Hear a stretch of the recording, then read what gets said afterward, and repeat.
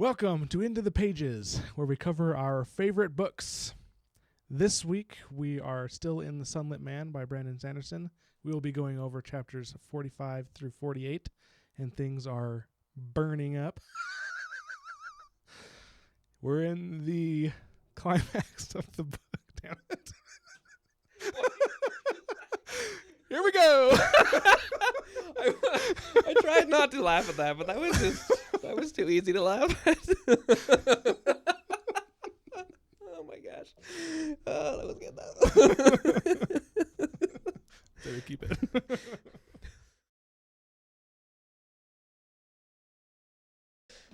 You're a fan of Godzilla, right? I have mixed feelings. I have to be in the mood for it. I put it in that category of action movies that are like really good action, but not much else. I have to be like in the mood for those kind of movies. Okay. I went and saw -1. It's a new Godzilla movie. Oh, was it good? I thought it was great. It's also interesting because like I thought it was a continuation of the Godzilla movies that have been coming out the last few years, but it's not. It's not. It's Not like even Kong vs. Zilla. Isn't Kong in it? Nope, not at all. Which was weird. Oh. But it's almost like they remade the old, like, Japanese movies of Godzilla. Like, this went back when Godzilla was first discovered. And it was like, it takes place, like, right after World War II. Mm. And it's like, I swear it's filmed by a different studio. I have no idea how that stuff works. But, like, the entire movie's in Japanese. And There's subtitles and stuff? there's subtitles, yeah. I unfortunately do not speak Japanese. But anyway, it was good. I liked it. It was kind of weird. Like, everything's changed. Godzilla doesn't look the same as he does in the recent movies, but I like how they made him in the recent he still looks pretty good. He looks pretty similar to that, Okay. I would say. But I'll have to check it out. there's some good parts in that I really liked. And I thought it was good acting and stuff. In my maybe not professional opinion. I'm a professional and I freaking hate all actors. No, just kidding. Unfortunately, or is it fortunate that Godzilla is not in the Sunlit Man? He could take it. You're right. He'd probably just charge him up. That literally, he'd probably become super radioactive, just blow everyone up. Oh, we're getting into it now, though. Oh yes, This is definitely the full-on sprint till the end of the book. Or if you're a normal person, not like us, you'll probably have finished the book by now. But but we stopped so we could talk about it. So yes, we gotta dive deep into these pages. there's a lot of good stuff going on, a lot of good Cosmere stuff, a lot of good story stuff, just good stuff all around. Yeah. So first thing I want to talk about that I thought was really cool is we left off on 44. We discovered, well, I guess confirmed that the refuge isn't a refuge at all. No, It's just a science vessel. Yeah. And so we're still there. At least Nomad is. I guess Zellion. Skip. What's his name? Freaking Ox? No. Dang it. Sigzo. Sigzo. Oh. So I was like, totally pulled a blank. I was like, that's funny. So we're still there. The Beaconites have left, and he's in the ship. And there's just one little line that I thought was super cool. So he says, "The deep musical voice of the ship's awakened steel mind giving a status report." So first off, push the brakes, hold the phone. Yeah, literally. So now you're combining two different worlds, two different things, where they've awakened a steel mind. Yeah, I had that down too. And I'm like, what the heck? First off, why is it a steel mind, not a copper mind? Because copper mind is like memory. Oh, copper mind is memory and knowledge, and steel mind is speed. Oh, you can store up speed, and that's how they go. Like, you can go freaking fast. What the heck? Okay, I totally got that mixed in my head, like, because it said steel mind, so I immediately was like, oh, it's the memory thing that, like, oh my gosh, I want to say Sigil now. What's his name? I pulled up freaking Mistborn and went to the back and said steel speed. Wow. For a ferrochemist. So what the heck? Ferrochemist. They must have learned how to store something in it That's why I'm in wondering. I steel. think that's where the awakened part comes in. Maybe it is, yeah. Because they awakened it, and they obviously know commands. So this is essentially a Cosmere AI Wow, that's really cool. that's giving like a. So they know the commands such that it's similar to Nightblood. I imagine. I bet it's like an actual living thing, which I'm all really looking forward to because, like playing Halo, like Cortana and similar things where you have like a relationship with some sort of computer, I think is always fun. I agree. And also Brandon's done a really good job with Cytonic and the Skyward series.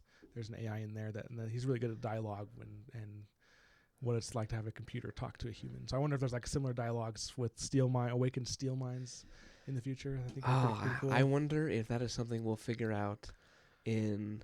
I'm really curious how Brandon's going to do the timeline, because if in Mistborn Era 3 we're going to get like space travel or at least more advanced civilization, and they're going to have AIs, I wonder if they'll be to the point where they will have discovered other planets and like visited Nalthis and figured out how they get some people from there to come and awaken crap for them, and like just have this, what do they call it when like countries swap knowledge? Don't they have a word for it? Probably. I don't know what it is. Anyway, well, they got that going on, whatever that word is. That, or the scientists did to Nalthis what they're now doing to, what's this planet called again? It's Canticle. So it's possible that they went to Nalthis and did what they're doing to Canticle now, where they just kind of hid and gathered knowledge and understanding, and then kind of worked out how to awaken stuff. Or Probably. Nalthis itself is part of the advanced civilizations. Could be. Or maybe it's just Scadrial and Roshar. I don't know. Maybe they have some Nalthians on the ship. Because I mean, so far the only people that have been mentioned as traveling are Rosharans and Scadrians. Yeah, I wonder if that just means they're the two that are maybe like, it's like Apple and Microsoft. They're the two like big ones or whatever. Yeah. And I think I'm kind of curious. This is my theory: is you have Rosharans and specifically Alethi who are like conquering, and that's why they spread. And you have the Scadrians, which are more. They seem to be more like gathering knowledge and technology, and that's why they're spreading. It's kind of like the two sides of what I think.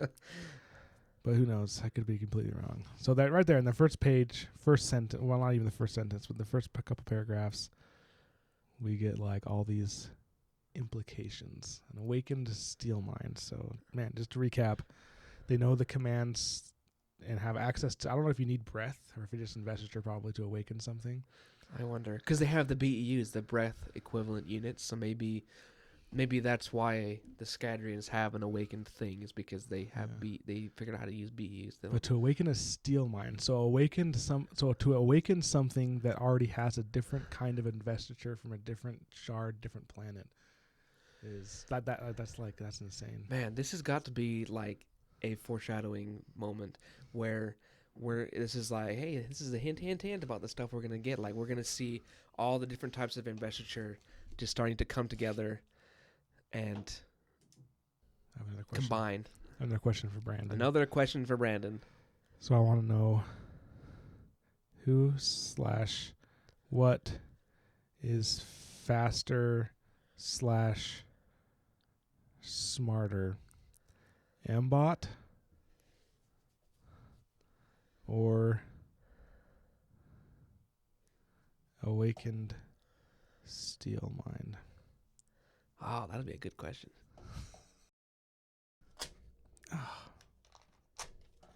That's a crappy sticky pad.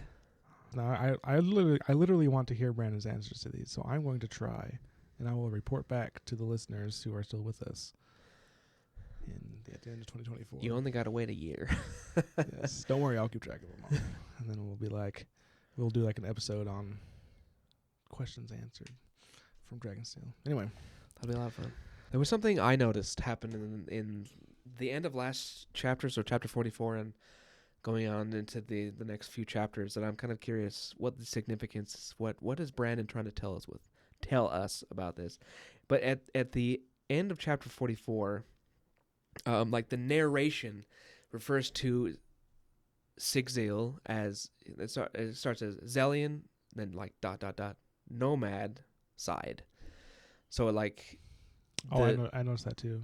for some reason the narration doesn't refer to him as Zellion. He's Zellion. I mean nomad side. I think the significance of that is when he got named Zellion, it's because he was adopted as a Beaconite / Threadite / Canticleite. Canticite. I don't know. Whatever. A Cantican. And so that was his name, but then he reverted back to who he was, running, hiding. Yeah, that's kind of what I was And thinking. so Like maybe it's. I think in his own mind, he's like regressing or something. He's thinking of himself back then, Yeah. and that's a lot of what this chapter is. Because even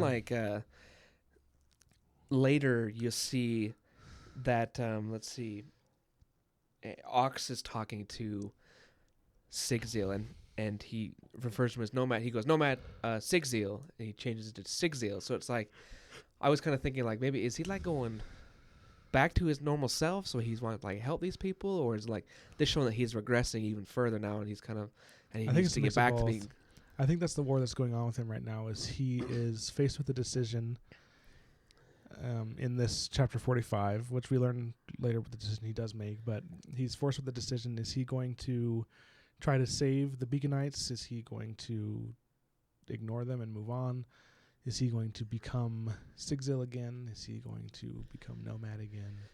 It's like and so I think he's that's what been he's given doing. like a split personality now. And this chapter really forces him to make those decisions. And I think Auxiliary kind of plays a part in that because Auxiliary kind of forces him to think and answer why he at first abandoned his oaths. And Nomad Sigzil Zellion gets kind of flustered and basically says, you know, I'm a human. In that moment, it just was something I just did. I just did it, and that's a choice I have to live with. But it wasn't like thought out. It wasn't premeditated. It was just in a moment thing I did. Yeah. And it's kind of like, oh. And then he's further forced to confront what he's going to do when the Scadrians pull up on a monitor what's happening to the Beaconites, and Sigzil watches as they first try to fight, and then they're overtaken, and they surrender, and then they're left for dead. The Cinder King makes the decision to kill everyone. Yeah, just gonna make them all. He's going to sacrifice all of them, except for, we learn later, Elegy and Rebecca. He kept them. Elegy because she was able to play off that she was like she was able to. It didn't really seem like it took a lot of effort. She just kind of acted like a chard, and they kind of just brought her in and nothing. So, which makes sense. This world's not used to subterfuge and battles and wars, and so they don't think anything of it. Yeah. So, and he ultimately Nomad ultimately decides that he wants to try to save them. He wants to try to. He can't resist, and he's finally. Yeah, and so he resets his oaths. We don't know which ones. I don't know if he just said the first ideal, like life before death, strength for weakness, turning for destination, or if he said the specific Windrunner ones. He just said that he said his oaths, but nothing happened. And Auxiliary was surprised. He was like, oh, I was sure that if you just wanted it back, it would all come back. And then he's like, no, it's all part of the consequences. And then kind of around this time, the Scadrians notice the Night Brigade is here, and a scientist sees. I'm sure they were aware the Night Brigade showed up as soon as they did. They probably got some sort of alert. I don't even know. Yeah. And one of the scientists sees Sigzil talking to himself, and she's kind of like, do you have a spren? And he's like, oh, no, what are you working on there? And then he has a conversation with the scientist, and this is where we finally get a definitive answer of what's going on with this planet. Basically, when sun rays come onto the planet, something is drawing it into, probably the core is drawing it into it, and that's what's creating the intensity. And so anything in between the core of the Earth and the sun is what gets burned. And Sigzil's kind of talking all this through, and the girl's like, wow, this took us months. How did you know this? Are you an arcanist? And I thought that was kind of cool to slip in there because Brandon calls his people that help him keep continuity going his arcanists. Yeah. So that was kind of cool. And then she kind of stops, and she's like, wait, you're an arcanist. You said the oaths. You have dark skin. The Night Brigade is here. And then Austin clicks, and she knows who he is. And so he's famous enough to be known by some obscure group of scientists. Maybe they're not made super me think obscure, that like it made me think the Night Brigade has like a warrant out for him, or she said that he has a bounty. That's a bounty. That's what it said the bounty is big enough that you could buy a small planet. So I don't know. I wonder how big Canticle is. Is Canticle considered a small planet, or is there still smaller ones? If you could fly around it, I'm pretty well. I don't know. Yeah, I'm not some. They really want that Dawn Shard. Yeah, seriously. And so, Zellion makes his decision. He tries to grab the investiture. That's the door. Which he grabs it first. So he grabs the Sun Heart. Oh yes, let's talk about that Sun Heart for a second. Oh yes, let's talk about their discussion. So their discussion revealed what I talked about with the planet. And it also revealed that Sun Hearts can, in fact, be recharged. Yes. You don't have to They sacrifice just need a little bit someone. of help. You can't just plug them in. Yeah. So basically, you have to say the same prayer to give someone your heat as you hold the Sun Heart. Just a little bit, doesn't require much. And then you lay out in the sun, and it fully recharges. The one that they have seems overcharged. It's not clear if they did something extra. Like maybe they left it out in the sun like 5 times in a row without using it for anything. Yeah, because it doesn't say how they overcharged it. How did he figure out it was overcharged? Was it? I think it was just shining brightly than ones he's seen I couldn't before. remember the exact. I think that's what he said. Okay. And so we find that's like huge, and he's like, "Why didn't you tell the people this?" And their reaction is, "Why would we reveal such an important secret?" Yeah, gosh. See, that's just. Oh, these stupid Scandrians. They're like. This is going to a super deep conversation, I guess, but they're like the people who are in our medical industry. Like, why would we give them the cure? That's stupid. They, for some reason that we don't know yet, they want to keep this secret for themselves, even though it literally could help an entire race of people from killing themselves slowly because they need these things to survive. But they refuse to. I don't understand. It just shows how they think. They're just always thinking of advantages and gaining edges and having the best. And so I have to say that I think when Mistborn Era 3 comes around, I'm going to be looking at these Scadrians like, y'all are jerks. I'm sure there'll be good ones. Yeah, I imagine there would be. These are definitely the wicked sort. And so there's that. And once they figure out who he is, Nomad, he kind of wants to get out of there. He finally fully decides that he's going to go and attempt to save the Beaconites. It's down to the last line, though. The sun is going to rise in like 2 minutes or like 5 minutes, 10 minutes, something like that, where it's just and they're already pretty far away because they flew away from the refugee trying to escape the Thunder King. And so he summons his Shard Blade after he gets before he summons his Shard Blade, he gets pushed. So there's an Allomancer there that pushes on his Shard his Shard Blade, his belt buckle. And I thought we kind of did talk about. I was wondering if episode 3 ago, can you use Allomancy on a Shard Blade? We kind of talked about, but sounds like you were right. They're not metal. Yeah, they're not metal. Yeah. And so what I thought was interesting about this part is he was pushed hard enough to be slammed against a far wall. And what we know from Allomancy is you have to, if you push something lighter than you, then it goes flying. But if it's heavier than you, you go flying. And if it's like the same way, I guess nothing really happens. Kind of just sit there. And he got pushed by this little woman scientist. And he's like this big Rosharan, which is always described as like really tall. He's really muscular, so he's not light. Right. And so that one definitely bigger than her. So the scientist is really strong and just pushed him maybe with duralium or something like that, or she braced against the ship behind her. But basically, she was able to shove him. He gets rid of the belt, and that's the only metal he had on him. Summons his 6-foot Shard Blade, and everyone's like, "Oh, what the flip?" Because they all know what that is, right? They're probably like, "I don't." Yeah, because that's one of the first things they ask. That's and he even said, "I have a blade," and they're like, "You're hired." And so they definitely know what a Shard Blade is. Yeah, and they probably it's kind of implied that means that they know we can't defend against it. What do the Scadrians have that could defend against a Shard Blade? They could just shoot coins at the bearer. Especially if he's not wearing plate, they could probably get him that way. But against the blade itself, not much, if anything at all. So basically, he's like, "Let me out." And they're like, "The sun's about to rise." He's like, "Let me out right now or I will cut my way out." And they're like, "Okay, geez Louise." Yeah, because that would leave them exposed most likely to the sun's merciless rays.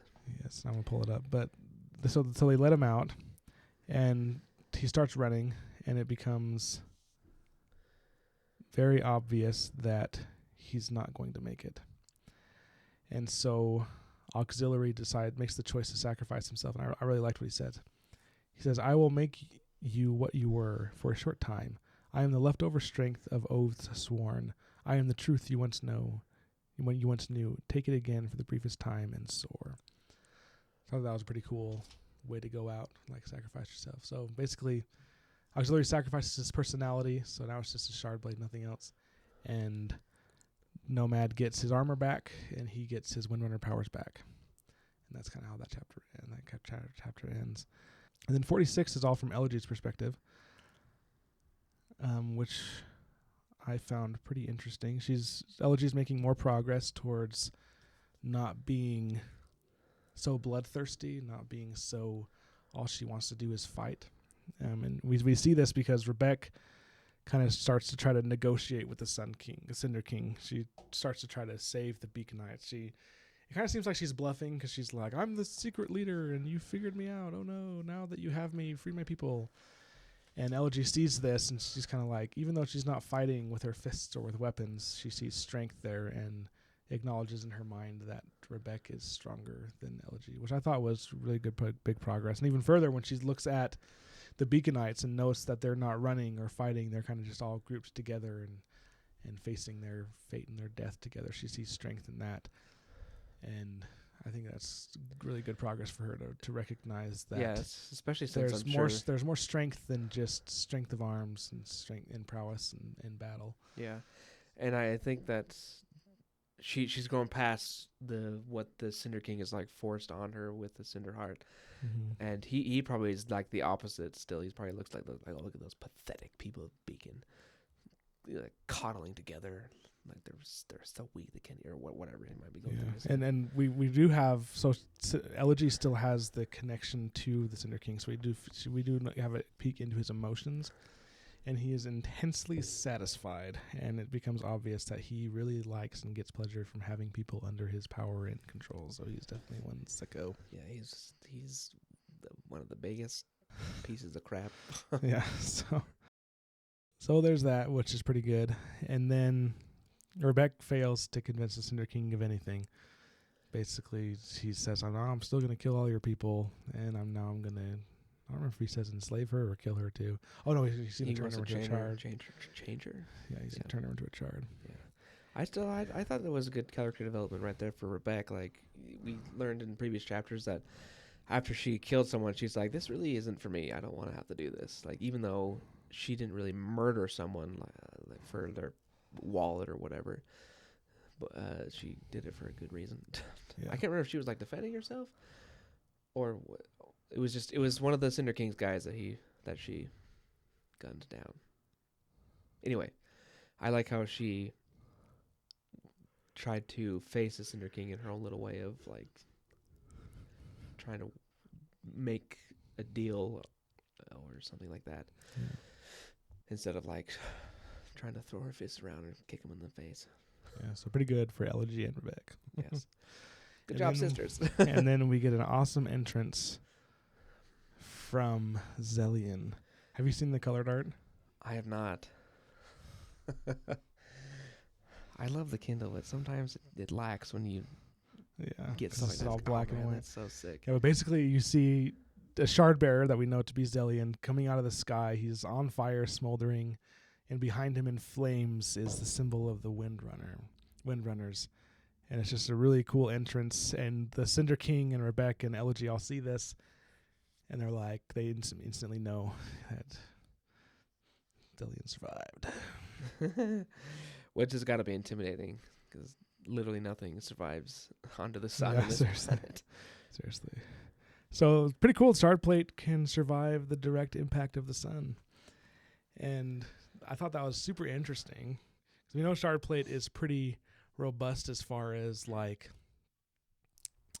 withstanding physical attacks, but to be able to withstand the power of the sun like that and keep Nomad alive, because not only did Nomad not get direct sunlight because he was covered by the shard plate, but it didn't bake him, it didn't cook him alive. Yeah, which I thought was super interesting, and so it made me think, like, what else could a shard plate protect you from? I know where you're going with this. Because if you're invested, like if you have like Stormlight in you, or if you have investiture of some kind, you don't technically need to breathe, and so like can Shardplate act as like a space battle suit? I totally think so. Like, that's got to be something we're going to be expected to see. It's in maybe like the second arc of Stormlight, or something where maybe I don't know how many arcs he's planning to do with Stormlight. Maybe there'll be a third one that it'll be in or something, where freaking Knights Radiant are just in their armor, like knight armor. You think like olden days, but they're freaking in space. that would be sick. so amazing. I can totally see them being ODST troopers too. Like just you dropping from space. And maybe from like the lower atmosphere, and like they do something with their shard blades to like lower the impact. But can you imagine like a whole troop of these guys just coming burning out of the atmosphere towards you? Yeah. Well, I mean, like Windrunners would be perfect for that because they could probably just. Oh, that's true. Actually, they'd be like. They don't have to stop their fall. They just have to fly it to wherever they're going. Yeah, I think that's totally awesome. Just to think of like the implications of shard blade. We talked a lot about shard blades in futuristic space battles, but shard plate just adds a completely new element to that. I almost think it just seems like the Rosharans would dominate any battle. Like you wouldn't want to get close to them. You would have to like stay far away, and because if they engage you and they send their shard bearers after you, shard plates, because it's just over.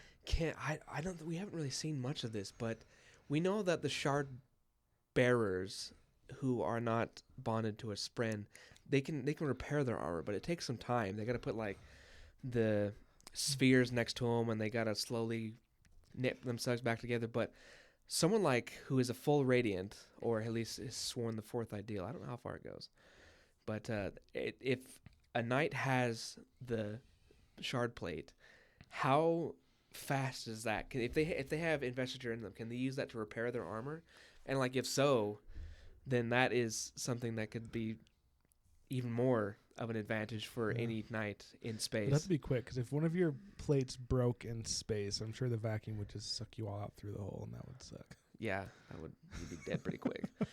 So I wonder if like they could sit there and be like just shooting at the Rosharans, and then the Rosharans are just like, oh, whatever.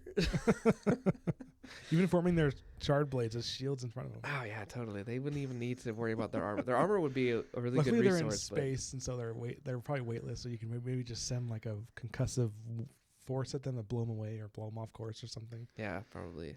And I mean, like if they have their shield out and you're shooting them with something, I bet you the impacts would be slowly pushing them back. I would imagine. Unless they're a windrunner. Can windrunners manipulate gravity in vacuums? I don't see why not, but maybe we'll have to see. Because that the thing is, gravity's less when you're in space. I don't know. It is less because there's no gravity in space. So can they manipulate gravity? Because I'm getting confused because I'm thinking of Kelsier when he's always talking about like, oh, he lashed himself that way, and so he was going sideways, and that's where his gravity was now. But the Windrunners, are they similar to that? Yeah, because the lashings are what they share with the two. Do they say lashings in Stormlight? Oh, okay, that's why I got it confused together. It's the same thing. Okay, so I don't know. It's just changing how gravity like affects. So I mean, does that mean like if gravity is non-existent, they wouldn't be able to do that? That's interesting. You know what I would love to be able to do is like, I would love for us to ask Brandon a question, and I want him to say Raffo, and be like, "Ha, I'm onto something." That'd be awesome. But at the same time, be like, "Answer my question anyway." Yes. So yeah. Oh my gosh. Yeah. That's like the big thing from chapter 47. You know, after that, you know, he lands among the Beaconites. There's a lot of conversation in this chapter. We won't go into super details, but basically he tells them the secret of I guess the secret, or that gives them the knowledge of how to recharge sun hearts, and he creates a massive dome around a sphere around them with out of auxiliary. Which I thought was super cool. That's insane because wait, did he do it around the whole city or is it just around the people? Okay, I don't think it's like massive. It's still pretty big enough to hold 100 like 30 people. Yeah, that's a lot of people. That is insane.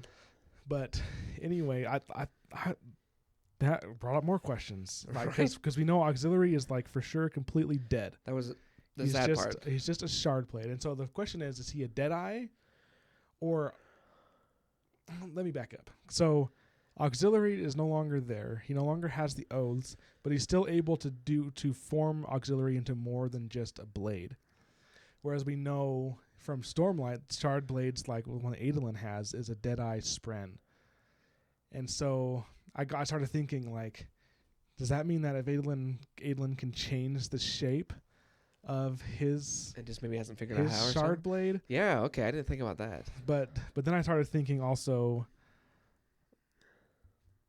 like, I don't know, there's something different about Nomad because he held the Dawn shard and because of the way that Auxiliary died. Because we know that the Deadeyes died because of broken oaths, which Nomad broke his oaths, but the Dawn shard also tried to eat Auxiliary. And so there's like some differences that could be key and could be the reason why this still works. But the basic question is, if Nomad can, after Auxiliary is dead, still manipulate the shard blade to be whatever he wants, and at such a huge scale, can that then be done with a Deadeye shard blade? I wonder. Because it almost seems like, because even, with Auxiliary dead, you would think that maybe his abilities would be restricted a little more to like, okay, you can make a sword still, but that's it. The only difference that I could reasonably see as being the reason why a Deadeye Spren couldn't do it with like Adolin, for example, is because Auxiliary is Nomad's original Spren partner. And the Deadeye aren't. That isn't their original knight. And so maybe there's still some sort of I don't know, maybe there's still something there, like it has to be like your original like Spren in order for you to still manipulate it, or maybe you actually had to be bonded to a Spren, like Adolin is not bonded to. Yeah. Do we have a name for his Spren? I thought we got. There is. I don't remember what it is though. I don't either. It's something long. Oh, it is. I don't know what it is. It's kind of like Sylphrenia. Oh, so and then she has a short name too, but I don't remember offhand what the heck her name is. I wonder if Adolin will actually be able to bond his Spren, because that'd be cool if he revives her enough to bond her. That'd be quite cool. Yeah. But she's an edge dancer thing, so I wonder if he'll become an edge dancer Spren. That'd be cool. Fine. What the heck is it called? I don't know what it's called. Honor Spren, and then I don't remember what the edge dancer Sprens are called. I don't either. We need like a whole list of all this stuff. It turns out that the Canticle people, the Beaconites, know that Aiden Alcim is dead, because this whole time, whenever they pray to him, Nomad's kind of like, should I tell him? They know that he's dead, and he's like, oh, okay. And she's like, but he's still helping us. And he's like, how? And then they're like, you're here. And he's like, yeah, but Auxiliary did it. And they're like, well, where did Auxiliary come from? And he's like, a shard from Aiden Alcim. And they're like, aha. And so they're able to like, and Nomad's like, that seems like a rationalization. Like, he's skeptical. That was pretty funny. I seemed to walk him into a corner there, and he's like, son of a gun. Yeah, so yeah, then he flies off. So he has them put part of the Sun Heart that I think we already mentioned this, but he grabbed the Sun Heart from the scientists. He gave part of it to the Beaconites so that they could charge up the Dawn Chaser, that ship. And then he gets on that, which I thought was significant, because why didn't he just Windrunner fly up? So I wonder if that part of his power is already run out. It's probably because it sounds like Ox had just enough to get him a little bit, but not any significant amount. And then I think that plays double effect, because unless you have anything else from 47, into 48, I'm kind of jumping ahead of it a little bit because I think it ties in better. His armor is eventually dismissed, and he's not really sure if it'll be able to come back. And so I wonder why the armor lasted longer than the Windrunner powers. But maybe it could be like maybe he channeled his investiture into the armor instead of his abilities. Would be my guess. Anyway, 48 brings us back to Elegy's perspective. Yeah. I think this is a pretty interesting chapter, because we see the direction that Elegy is going as a newly born person, kind of. I always feel like she's got one of those things going on where she's like, she takes 2 steps forward, 1 step back. Like she is able to put aside her which I like. base. I think that shows like more natural growth. Yeah, I think so too. It's not like she doesn't perfectly remember things, and she's got to be like, oh wait, She's not all of a sudden like, I did what you said, Zellion, and now I'm perfect and don't Yeah, have exactly. this bloodlust anymore. what would be really boring storytelling, Yeah. kind of a slap in the face to the reader too. But Brandon is neither of those things. Yeah. Yeah. So the growth that we see from Elegy here is that she is able to plan and strategize. She's definitely not a master strategist or tactician, but she's way better than the other Chard. more than the Chard do, because the Chard are just point that way and they just go berserk and crazy and That's just like there's something that does that. I want to say there's like I don't know. Dang it! I swear there was like an animal that like once it gets going it just goes straight. Or maybe I'm just a thinking rhinoceros. maybe that must be it. You're thinking of what's his name on X-Men?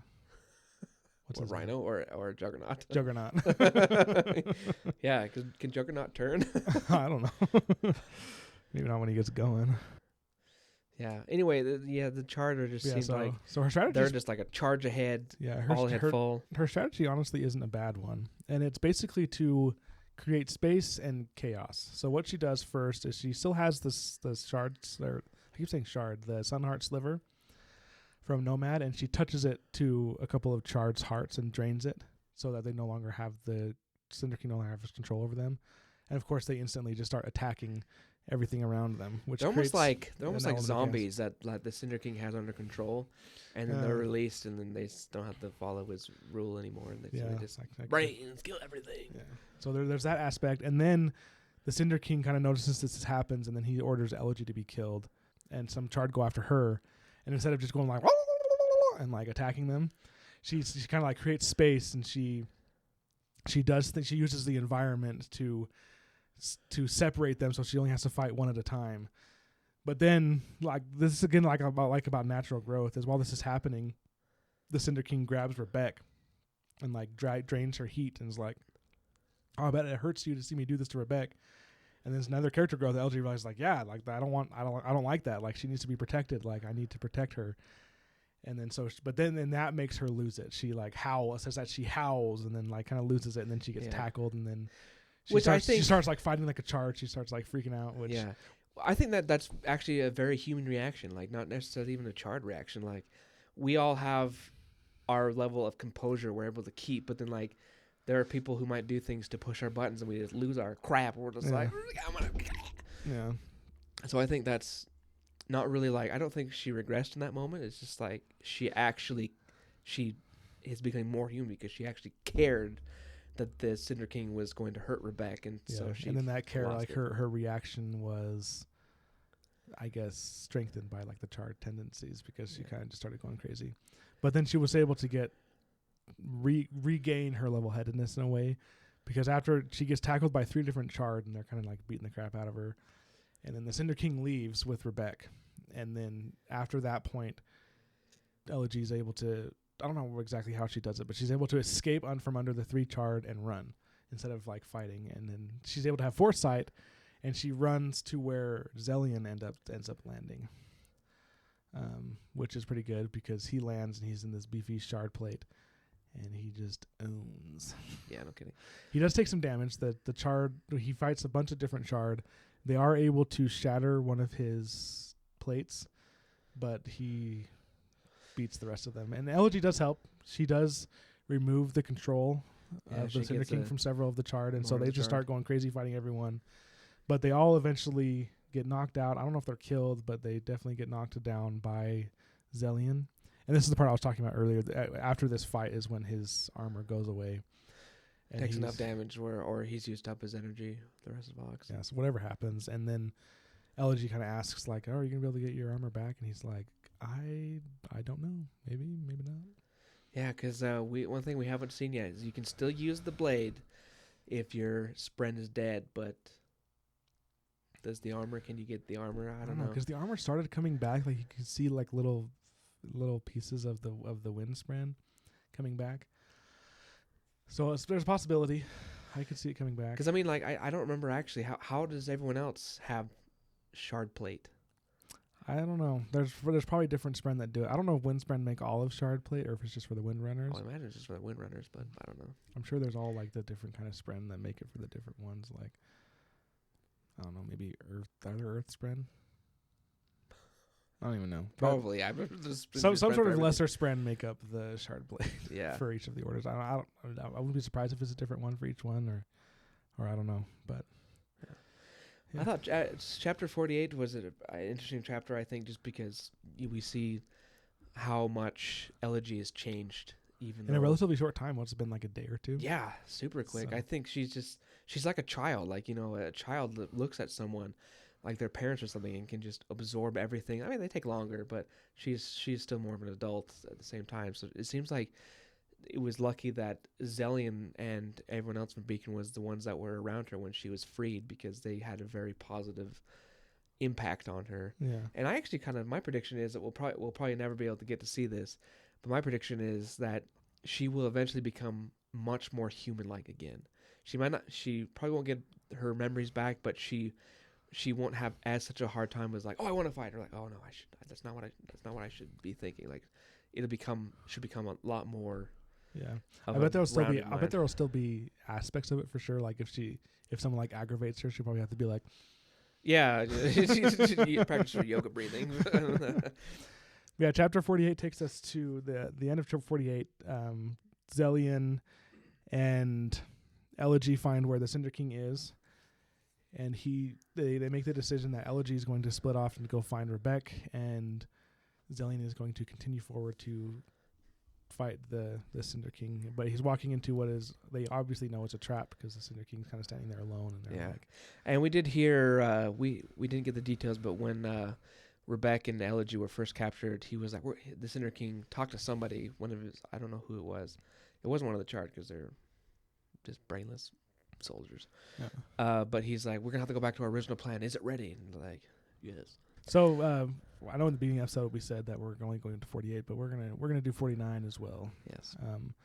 So basically, what the trap was that the Cinder King had set up when Zellion walks forward, a bunch of the Cinder King's cronies come out, Chard, some officers, and the officers start shooting him with pellets, obviously just trying to weaken him. The Chard attack him, swarm him, they're beating him. And they snap on two different things. They snap on the wrist bracelet that he had at the beginning that drains his heat and makes him weak that way. And they also put something onto his ankle, which we later find out is a Verkumol type thing that increases his weight. And so the Cinder King rigs the fight. After all that happens, everyone kind of disperses, and it's just the Cinder King and Zellion again. And the Cinder King kind of saunters over. He calls over a bunch of cameras, and he's like, "Behold this, my people, as I destroy this sunlit person." And he makes a show of taking off the bracer as an indication that this is going to be a fair fight. And his people are going to assume it's going to be a fair fight, and in reality, it's completely rigged. They just beat the crap out of him. He's weakened in that sense, and they have the bracelet on him that dramatically increases his weight. So Zellion's like super sluggish, like he can barely move. And the Cinder King's trying to play it off as like a fair fight. And Zellion's he's like he makes me think of Syndro from The Incredibles, where like he is the one who sent the evil robot to destroy the city so that he could go in and save it, but he's not an actual hero. I thought of Gladiator. What was rigged in that one? Remember, so those of you who've seen Gladiator, the very last fight of the thing where Maximus fights the Emperor first goes down into the prison and stabs him. And then they fight.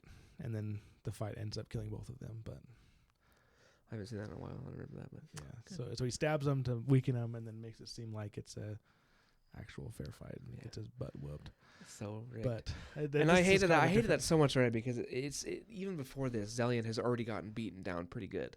And like what I mean by that is like he has used up the rest of Ox's energy. He has no shard plate. His last friend. He doesn't have Ox anymore. Ox is dead. He can't talk to him at all. And he's using his shard blade to protect the people of Beacon. So he can't even summon that and just be like, oh, you're freaking done. Yeah, you can't have anything. So I was thinking like that was all done on purpose to like give the Cinder King a fair fight. But Freaking Cinder King's a jerk and doesn't need it. Yeah. Zellion does get one shot in where he splits the Cinder King's lip, but it heals instantly. So the Cinder King is so incredibly invested that he's gonna be stronger, he's gonna be faster, he's gonna heal, and meanwhile Zellion, his investiture's been used up to heal him from the attack he just had. He's probably not even that full of investiture, at least not as much as he was prior. I would imagine not. And he has that bracelet. Especially like, okay, we didn't talk about this, but is keeping the dome over the Beacon people using his investiture? It's got to be, because remember when he created that huge shield that took up a huge amount of investiture. I'm wondering if it's like if it's a one-time thing, he had to just dump a ton of investiture in it, or if it's like continuously siphoning energy out of him in order to sustain it. And maybe like off the pages, off the book, maybe he left part of the Sunheart there to fuel it. Yeah, or maybe it's like directly. Because I wonder if distance also plays a role. Yeah, you'd think. Because it's not like they're standing here and they're staying still while the sun consumes them. Like they're staying there and they're flying away. Yeah. So he's gonna be on the other end of the planet. I wonder if that means he's gonna have to go all the way around and then he's gonna come back to Beacon. I wonder if he knows when to release it. Like So release it too soon and they get incinerated. Release it too late and they run out of oxygen and suffocate. I wonder if maybe it's intuitive and they can suck in a little air for him or something. I don't know. But man, I hate low life antagonists like this who are just. That's a classic villain thing. And like, why is he? Are the people who live on Union blinded to him? Do they think he's a merciful? No, I don't think so. Because remember, we had a little bit of insight a few chapters ago when they had the plan that kind of failed to steal the Cinder King's Sunhearts. The Nomad overheard some of the Union people talking, and they're like, "I know this is unusual. We gotta work fast because they're running out of Beaconites, and he might sacrifice us." And so he's definitely ruling by fear. I don't think they love or respect him at all. Yeah. So I just hate. I hate when they think they're this benevolent, beautiful ruler who everyone loves, and like, oh, I'm giving him a fair fight, but I'm gonna kill him anyway. Like, okay, why? I don't think that's what they think. I think the Cinder King's intentions is to show how strong the Cinder King is. Yeah, maybe. I think he's trying to say it's a fair fight in the sense that this is the man that has survived the sun. He is the Sunlit Man. He's super powerful. And I beat him in a fair fight, so I'm more. I think this also just goes back to ego, because I think in every confrontation between Sigzil and the Cinder King has gone to Sigzil. He's been able to remember thwart. Remember the fear that the Cinder King felt when he saw Sigzil fight for the first time? Yeah, like that's definitely. And he probably has it totally skewed in his mind. He probably doesn't even think like, oh, I am actually not stronger than Zellion. He probably still is thinking to himself, he's probably so narcissistic that he's convinced himself, like, I actually am stronger than Zellion, even though it doesn't matter that he had his people beat Zellion down and then he crippled them with this Scadrian weight thing. He probably still is like, oh, I'm so much stronger than you. I'm gonna. Yeah, I think Zellion even tries to point that out to him. He's like, you're being a coward, and he's like, no, what I'm doing is winning. I'm being victorious. So, yeah, then that's where we end with 49, is Zellion realizing how big of a disadvantage he has here. The Cinder King kind of pushing him back, and they're just fighting back and forth, and that takes us to the end of there. And yeah, and it does say something interesting that I wonder if this is like kind of giving us a clue where the next chapter or two is going to go with this fight. Is it says It says the Cinder King is driving Zellion back relentlessly towards the rising sun. So it's like, I'm kind of wondering where they're at. Are they not actually moving? I assumed that Union was moving in its normal path. It definitely is. It hasn't explicitly said that, but considering the fact that one, the sunlight was like there, like when the Beaconites were like, we can fly away. He's like, no, the sun's gonna rise in 2 minutes. It's been longer than 2 minutes. They're definitely flying away. Maybe not very fast. They're definitely keeping ahead of the sun. Yeah, because I'm wondering what it means by he's getting driven straight towards the rising sun. Probably a couple things. Maybe they're close enough that you can actually see the sun, or they're just heading in the direction of the sun that the sun is. But So what I'm kind of getting at is I wonder if the sun is now going to be Zellion's salvation. And like maybe it's not been explained yet, but maybe since he understands how it works now and why the sunlight is as crazy as it is when he was with the Scadrians, I wonder if like he's going to be able to actually absorb some messenger or something and heal himself, or maybe he's going to become strong enough to where that he's going to be able to break that ankle thing off, or it's not even going to bother anymore because he's so invested. Or maybe he'll summon his shard plate and or maybe something like that. something else. He'll be like, screw the Beaconites. No, not shard blade, his plate. Oh, plate. His armor. Yeah. Did you say plate? Yeah. I thought I said plate. That's what I meant. Well, Shard what- armor. Oh, wow. But yeah, so that takes us. We just have a few more chapters left in the book. Yeah. So next week we'll be finishing that up. We'll finish the last few chapters, get into the epilogue, Yeah. and then kind of final thoughts. So Yeah, if you guys have any thoughts on what you'd like to see on the podcast next, what book we should cover, we've got a few ideas what we were thinking of covering. But if you're wanting to see something else, leave us a comment, send us an email, send us a message. Yeah. Give us your thoughts. for sure. But yeah, thanks for joining us this week as we went into the pages of Sunlit Man. Hope to see you next week. Next week, we're going to have fun. See ya. See ya.